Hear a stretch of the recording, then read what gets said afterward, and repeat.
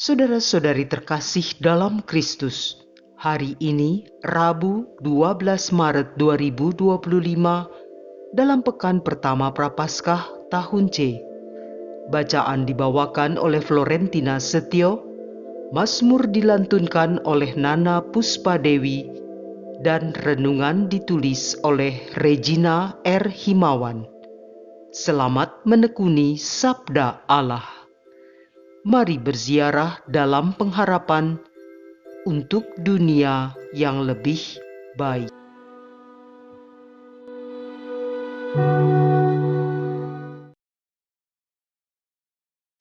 Dalam nama Bapa dan Putra dan Roh Kudus. Amin. Allah Bapa sumber kehidupan, terima kasih untuk hari baru ini. Kami mau mendengarkan sabda-Mu. Semoga Engkau membuka dan menerangi hati kami, supaya firman-Mu hari ini dapat menjadi pelita dalam menjalankan kehidupan kami, terutama dalam masa Prapaskah ini. Doa ini kami panjatkan dengan perantaraan Putra-Mu yang terkasih, Tuhan kami Yesus Kristus. Amin. Bacaan dari Nubuat Yunus, bab 3, ayat 1-10. Tuhan berfirman kepada Yunus, "Bangunlah dan berangkatlah ke Niniwe, kota besar itu. Sampaikanlah kepadanya seruan yang kufirmankan kepadamu." Maka bersiaplah Yunus, lalu pergi ke Niniwe sesuai dengan firman Allah. Niniwe adalah sebuah kota yang mengagumkan besarnya, 3 hari perjalanan luasnya. Mulailah Yunus masuk ke dalam kota, sehari perjalanan jauhnya, lalu berseru, 40 hari lagi, kota Niniwe akan ditunggang balikkan. Orang Niniwe percaya kepada Allah. Lalu mereka mengumumkan puasa. Baik orang dewasa maupun anak-anak mengenakan kain kabung. Setelah kabar sampai pada raja kota Niniwe, turunlah raja dari singgasananya. Ditanggalkannya jubahnya, diselubungkannya kain kabung, lalu duduklah ia di atas abu. Lalu atas perintah raja dan para pembesarnya, orang memaklumkan dan mengatakan di Niniwe demikian, manusia dan ternak, lembu sapi dan kambing domba tidak boleh makan apa-apa. Tidak boleh makan rumput dan tidak boleh minum air. Haruslah semuanya, manusia dan ternak, berselubung kain kabung dan berseru dengan keras kepada Allah. Serta haruslah masing-masing berbalik dari tingkah lakunya yang jahat dan dari kekerasan yang dilakukannya. Siapa tahu, mungkin Allah akan berbalik dan menyesal, serta berpaling dari murkanya yang menyala-nyala itu, sehingga kita tidak binasa. Ketika Allah melihat perbuatan mereka itu, yakni bagaimana mereka berbalik dari tingkah lakunya yang jahat, maka menyesalah Allah karena malapetaka yang telah dirancangkannya terhadap mereka. Dan ia pun tidak jadi melakukannya. Demikianlah sabda Tuhan.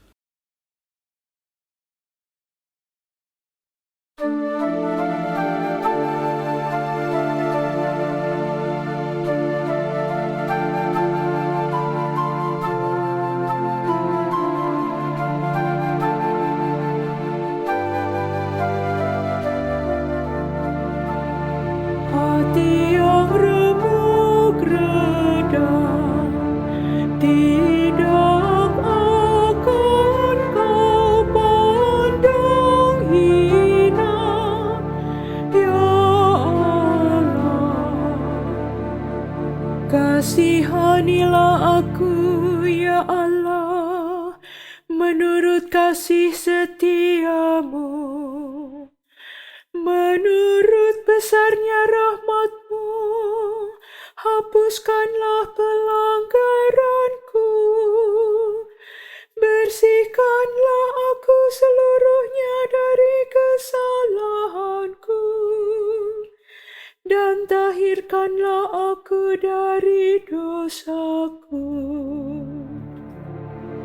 Hati yang remuk reda, tidak akan kau pandang hina, ya Allah. Ciptakanlah hati yang murni dalam diriku, ya Allah, dan baruilah semangat yang teguh dalam batinku. Janganlah membuang aku dari hadapan-Mu, dan janganlah mengambil roh-Mu yang kudus daripadaku. Hati yang remuk reda, tidak akan kau pandang hina, ya Allah. Tuhan, Engkau tidak berkenan akan kurban sembelihan, dan kalaupun ku persembahkan kurban bakaran, Engkau tidak menyukainya. Persembahanku kepadamu ialah jiwa yang hancur, hati yang remuk redam, tidak akan kau pandang hina, ya Allah. Hati yang remuk reda, tidak akan kau pandang hina, ya Allah.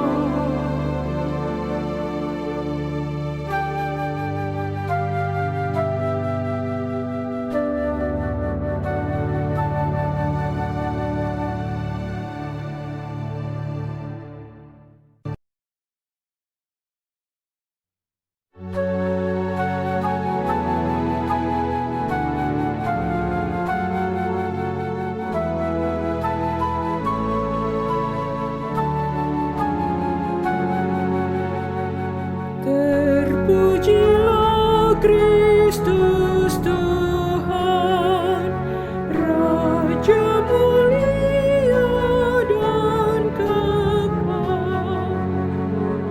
Sekarang juga demikianlah firman Allah. Berbaliklah kepadaku dengan segenap hatimu, sebab aku ini pengasih dan penyayang. Terpujilah Kristus Tuhan, Raja mulia dan kekal.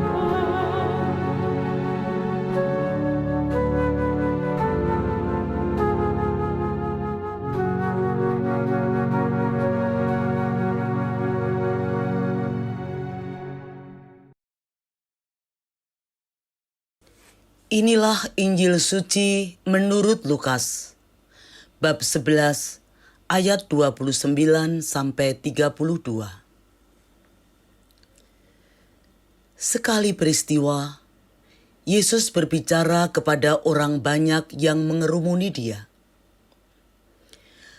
Angkatan ini adalah angkatan yang jahat. Mereka menuntut suatu tanda, Tetapi mereka tidak akan diberikan tanda selain tanda Nabi Yunus. Sebab sebagaimana Yunus menjadi tanda untuk orang-orang Niniwe, demikian pula lah Anak Manusia akan menjadi tanda bagi angkatan ini.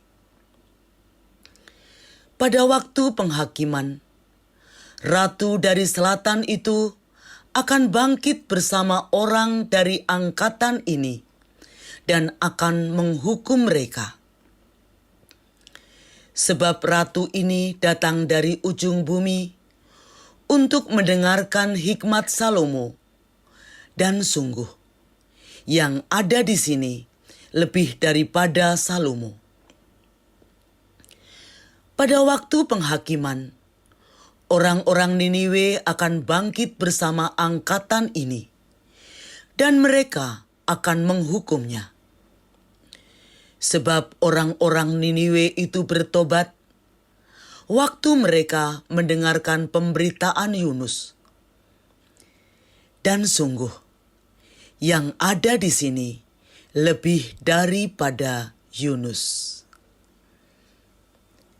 Demikianlah sabda Tuhan.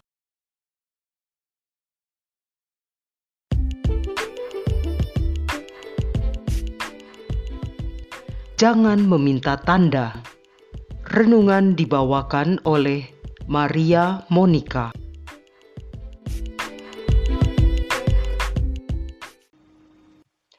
Pernahkah Anda mendengar istilah cocok logi? Ini adalah istilah non-ilmiah, yaitu kecenderungan seseorang untuk mencari pembenaran atas pendapatnya atau apa yang ia percayai, sambil mengabaikan bukti-bukti lain yang menyanggah pandangannya. Kecenderungan ini juga seringkali disebut bias konfirmasi. Kita mungkin pernah melihat orang-orang yang mempraktekkan hal ini, atau mungkin kita sendiri tanpa sadar pernah melakukannya. Misalnya, orang yang menggunakan hitung-hitungan tanggal suatu peristiwa untuk meyakinkan bahwa keberadaannya sekarang adalah suatu takdir atau sudah disuratkan dari atas. Memang, kalau soal takdir, kita tidak bisa berkomentar karena itu adalah urusan Tuhan. Tetapi kenyataannya, tanda-tanda dalam kehidupan itu memang ada. Pertanyaannya, tanda-tanda apa yang biasanya kita yakini? Apakah kita lebih mempercayai tanda-tanda klinik atau tanda-tanda yang memang sudah ada dalam kehidupan kita sehari-hari? Bacaan Injil hari ini menceritakan tentang teguran Yesus pada orang banyak yang menghendakinya melakukan suatu tanda. Yesus mengatakan dengan membandingkan situasi saat itu dengan peristiwa Yunus dan orang-orang Niniwe serta Raja Salomo dengan Ratu Sheba. Kedua kisah ini memiliki suatu persamaan, yaitu bagaimana orang-orang Niniwe serta Ratu Sheba menjadi percaya kepada Allah dan melakukan pertobatan setelah bertemu dengan Yunus dan Raja Salomo. Pertemuan dengan Nabi Yunus ataupun dengan Raja Salomo itu menjadi titik balik bagi orang Niniwe dan Ratu Sheba untuk berbalik kepada Allah. Hal yang sama diharapkan terjadi pada orang yang bertemu dengan Yesus setelah begitu banyak mukjizat yang telah dilakukannya. Namun kenyataannya hal semacam itu tidak terjadi. Maka Yesus berbicara cukup keras kepada orang banyak yang mengerumuninya saat itu. Kekecewaan Yesus diungkapkan dengan menyebut orang banyak itu sebagai angkatan yang jahat karena mereka menghendaki tanda. Dalam hal ini, intensi mereka untuk mendatangi Yesus hanyalah rasa penasaran atau ingin melihat hal yang sensasional belaka. Mukjizat-mukjizat yang sudah dilakukan oleh Yesus sebelumnya tidak dimaknai sebagai tanda dari Tuhan, melainkan lebih sebagai sebuah pertunjukan belaka. Orang banyak ini juga tidak memberikan tanggapan apapun saat mereka mendengarkan teguran Yesus itu. Mereka seperti penonton yang hanya diam dan menyaksikan apa yang ada di hadapan mereka tanpa merasa tergerak sedikit pun. Mereka masih meminta tanda lain, seolah mereka membutuhkan hal yang lebih luar biasa lagi sesuai dengan tuntutan mereka. Bagaimana dengan kita sendiri? Apakah pertobatan kita digerakkan dengan syarat seperti misalnya, kalau A terjadi, maka baru aku tidak akan melakukan kebiasaan buruk atau dosa tertentu lagi. Kalau seperti itu, maka kita sama saja dengan orang banyak dalam kisah Injil hari ini. Sebenarnya, bukankah masa Prapaskah yang sekarang sedang kita jalani ini sudah merupakan suatu tanda tersendiri? Ini adalah suatu momen yang disediakan oleh gereja sebagai kesempatan bagi kita untuk merefleksikan hidup iman kita. Bagaimana hubungan kita dengan Allah, dengan sesama dan makhluk hidup lainnya, serta lingkungan di sekitar kita. Diharapkan dengan mengalami masa ini setiap tahunnya, kita pun menjadi terbiasa untuk senantiasa berefleksi dan mengoreksi diri kita, dan bukan hanya pada momen-momen tertentu saja. Bacaan hari ini mengingatkan kepada kita supaya jangan selalu menuntut atau mencari-cari tanda-tanda luar biasa yang di luar nalar untuk menjadi pengingat bagi kita untuk bertobat, karena sebenarnya tanda itu selalu ada dalam hidup kita sehari-hari, entah dari luar atau dari dalam hati nurani kita sendiri. Yang kita butuhkan adalah hati yang terbuka untuk melihat dan menerima tanda-tanda itu. Maka di pekan pertama Prapaskah ini, mungkin ada baiknya kita merenungkan apa yang kita harapkan dari masa Prapaskah tahun ini. Bagaimana kita akan melewati masa ini? Apakah hanya sekenanya saja seperti ritual tahunan? Atau kita menjadikan momen ini sebagai suatu titik tolak kembali kepada Tuhan dengan melepaskan kebiasaan-kebiasaan buruk kita? Apakah kita akan melalui masa ini sebagai seorang pelaku yang benar-benar berpartisipasi dalam segala proses Prapaskah, atau kita hanya menjadi penonton seperti orang banyak itu yang tetap bisu walaupun Yesus sudah menegur mereka?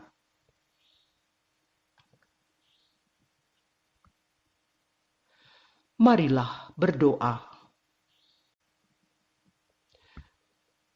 Ya Allah yang penuh kasih, ampunilah kami yang seringkali lalai memahami tanda-tanda-Mu yang selalu ada dalam hidup kami. Kami mohon semoga dalam masa Prapaskah ini Engkau memampukan kami untuk menjalani dengan seutuhnya, sehingga masa ini bisa menghasilkan buah pertobatan dan menjadikan kami lebih dekat kepadamu. Demi Kristus, Tuhan dan Juru Selamat kami. Amin. Dalam nama Bapa dan Putra dan Roh Kudus. Amin.